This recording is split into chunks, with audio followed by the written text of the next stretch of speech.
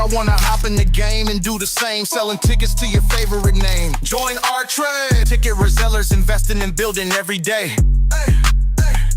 Join our We have the easiest way to make money online. As you see over here, there's no MLM, no pyramid scheme, no ads or marketing required, no selling tickets in the streets, and you don't need any labor costs to scale up. Hey, if you're interested in scaling your ticket business or your business into the millions, like I've done, selling tickets strictly online, 100% online, you'll never catch me out in the streets. Go to thetickettrap.com again. So just kind of reacting to the 6ix9ine video we talked about yesterday. His mom, was held at gunpoint. They ransacked his crib. You got to understand there's no rules in the street. And as much as I don't like that, I know there's no rules, and people are going to, as they say, they don't have no picks. Children, girlfriend, mom, dad, grandma, they don't give a shit no more. People are, and just like you want somebody to have consideration for your mother, did you have consideration when you was telling on them 9 Trey cats about the kids that they got, their girlfriends and wives, that you was going to, take them, put them in prison after you was doing crime with them, but you selfishly ran off and told, and now you out still running your mouth. You would think that was like a lesson, like, all right, look, I'm not that dude, right? I told, let me shut the hell up and just get my money. But you continue in this persona, so you're continuously building enemies. You're continuously creating enemies. You're continuously cultivating enemies. Then you want somebody to feel sorry for you when somebody does something to you or your family. No, this is the atmosphere that you create. Your words create your reality. Your words create your environment, your actions. Your words turn into actions. Your thoughts turn into words. Your words turn into actions. Your actions turn into your reality. So in other words, you brought yourself on your family.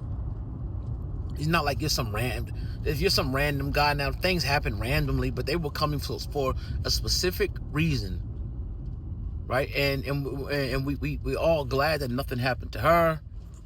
Maybe something could have happened to you, anything, you know what I mean? But this is the atmosphere that you create when you're running your mouth, when you dissing gang members, because you're not really a gang member. You was running around with gang members. You sought and brought the protection of gang members. And anybody who got money, I can get a bunch of crash out to hang out with me if I'm a millionaire. A bunch of dudes that got no loyalty, a bunch of dudes that's just around for the money, a chain, some free bud, some pussy. So these type of guys create the atmosphere, the environment for themselves. And then you pray for 6ix9ine, or they some cowards for doing this. You was a coward for telling. You a coward for running around committing crimes and then telling other dudes you was committing crimes with. That's a coward. You ever heard of the term chickens come home to roost?